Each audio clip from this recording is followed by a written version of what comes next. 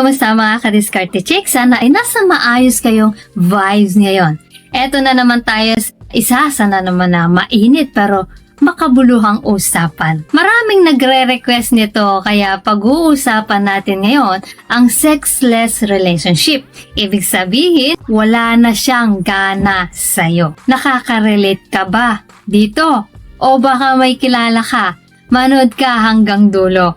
Kasi magbibigay ako ng real talk at payo na siguradong makakatulong sa'yo. Pero bago yan, i-comment mo muna kung taga saan ka para malaman natin hanggang saan nakakarating ang mga kwentuhan at chismisan natin dito sa Diskarte Chicks. At syempre huwag mo kalimutang i-like ang video na to, mag-subscribe at i-hit ang notification bell para updated ka lagi. So, ready ka na ba? Tara, simulan na natin.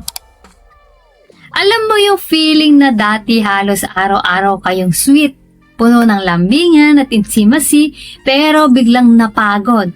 Dati simpleng hawak kamay lang, nagiging masaya na kayo.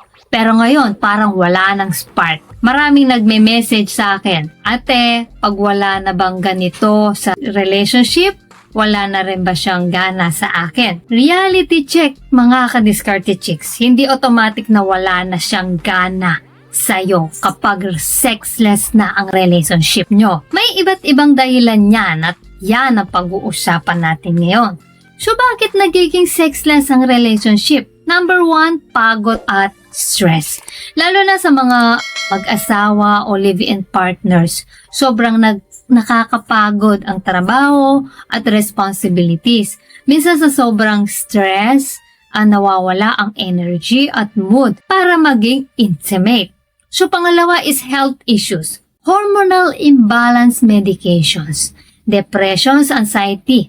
Lahat yan nakakaapekto sa libido. Kung napapansin mong madalas itong nangyayari, baka mas maganda mag-open up kayo sa isa't isa at kung kailangan, kumonsulta sa professional.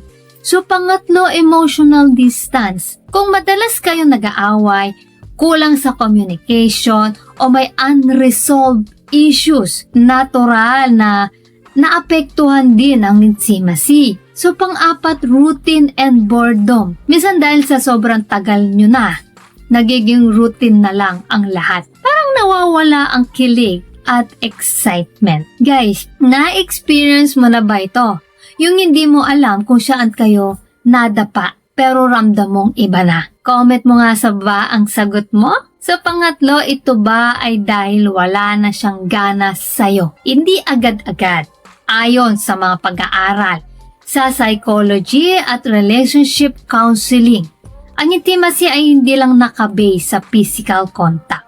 Kadalasan emotional connection ang ugat nito. Kung malayo ang loob niya sa'yo o may mga bagay na hindi ninyo napag-uusapan, doon nagsisimula ang paglayo sa pisikal. Pero may mga senyales din na dapat bantayan. Kasama dyan ang palaging galit o irritable kapag may lambingan. Ayaw makipag-usap tungkol sa issue at wala ng effort sa simpleng closeness. Holding hands, pagyakap, etc. Kung ganito na, baka oo, nawawala na talaga ang gana niya. Pero hindi ibig sabihin wala na rin ang pagmamahal. May chance pa para ayusin. Sandali lang mga ka-Diskarte Chicks bago tayo magpatuloy. Nakapag-subscribe ka na ba? Baka naman, i-hit mo na subscribe button. Ngayon na, as in now na.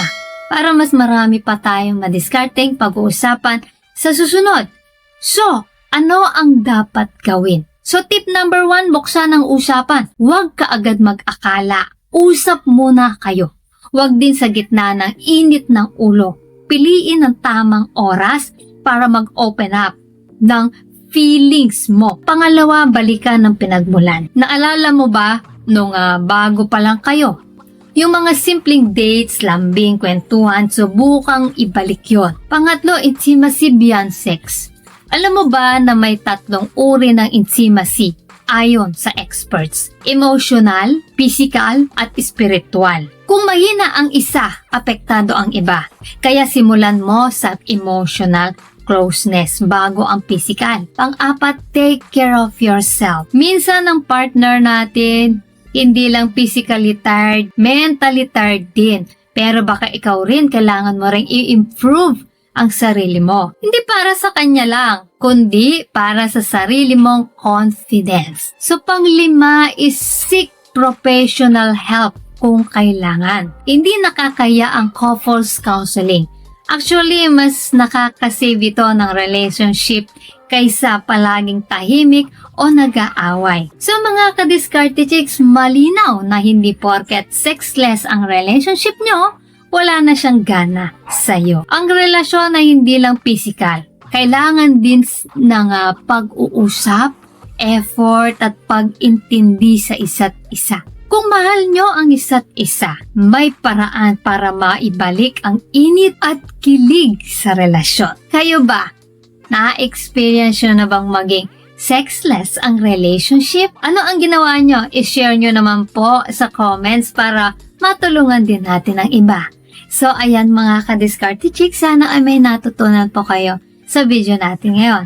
At syempre bago po tayo matapos, shoutout muna sa ating mga masugid na tagapanood na sina Monito Simeni, taga Bohol, James Rosanes, always watching from Alfonso, Tagaytay, Cavite, Daniel Loterina, taga Daraga, Albay, Michael Tupas from Puerto Princesa City, Palawan, Boyet Dolyete ng Cebu, George Gatchalian ng Caloocan City, Billy Yabot ng Baguio City, Perono Rolly ng Sultan Kudarat, Wesley John ng Bataan, Panto Parungao ng Tarlac, Lando Canales ng Laguna, Joe Estrada ng Pangasinan, Ray Cayetano ng Qatar, Mario Hermoso ng Laguna, Edward Andaya, taga Alipangpang, Pusorobio, Pangasinan, Agapito Ababaw, taga Samar, Louie Maynes ng Valenzuela City, Teodoro Rodriguez from Rizal, Miguel Baricuatro, taga Cebu, Ocean Mini Dave